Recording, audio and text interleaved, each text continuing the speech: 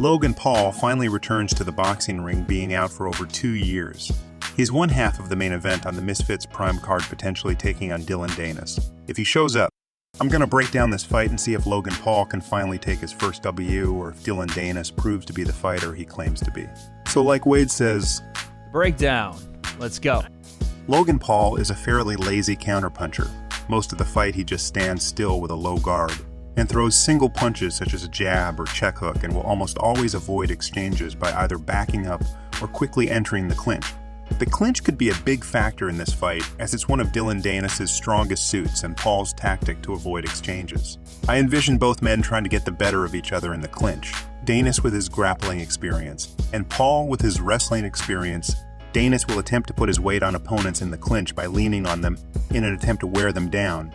But I question how well this will go against Paul, who's bigger than Danis.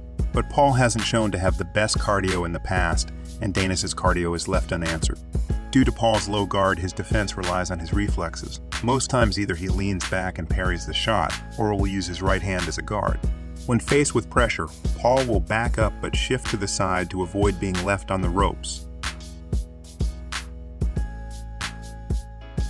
In such situations, his strategy will involve catching his opponents coming in with either a jab or a check hook.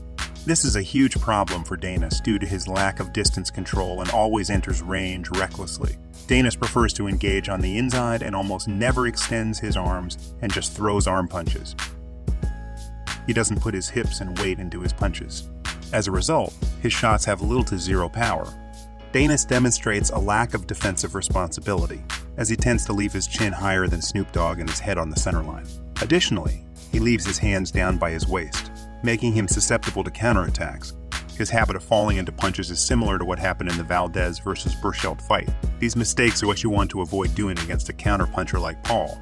In order to evade punches, Danis relies on an inactive high guard position, but this defensive strategy leaves him with several vulnerabilities, especially to the body. Paul, who previously utilized single jabs to the body against KSI, should have no trouble capitalizing on those openings against Danis. One thing I want to mention about Danis' defense is that there are instances where he gets beat to the punch and caught with an overhand, although I feel it's worth recognizing that boxing differs from MMA, and Paul rarely employs the overhand technique. Nonetheless, it is pertinent to mention this aspect alongside Danis' weak defense. Can Danis perform any skills? To an extent, it's evident his most effective punch is the body shots. He's displayed decent attacks to the body and will set up these body shots by jab feints, but is still left vulnerable to multiple counters due to his lack of defensive responsibility.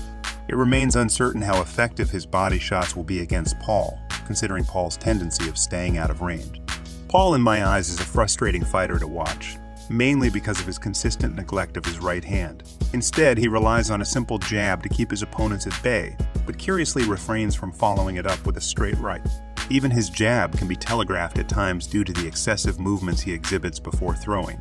However, Paul compensates for this by implementing a considerable number of feints, creating uncertainty about when he'll actually throw a punch. Danis isn't a smart fighter, so it's unlikely that Paul's mistakes will have a significant impact on the outcome of this fight. Finally, Danis tends to have a recurring issue of being off balance and range when executing punches, leaving himself heavy on the front foot with low guard, and against a counterpuncher like Paul, it is likely he'll be caught off balance. It would be more preferable for Logan to face a more formidable opponent like unbaer instead of fighting someone who lacks trustworthiness and skill like Dillon Danis. A mismatched fight such as this is not ideal, especially for a main event.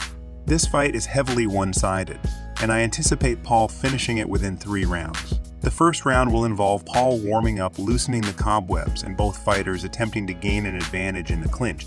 However, I predict Paul to knock out Danis with a check hook, particularly when Danis enters range recklessly. With that being said, my prediction is that Logan Paul will secure a second-round knockout over Dillon Danis, assuming Danis shows up and puts up a fight. But let me know your opinions on this bout, and how do you envision the contest unfolding?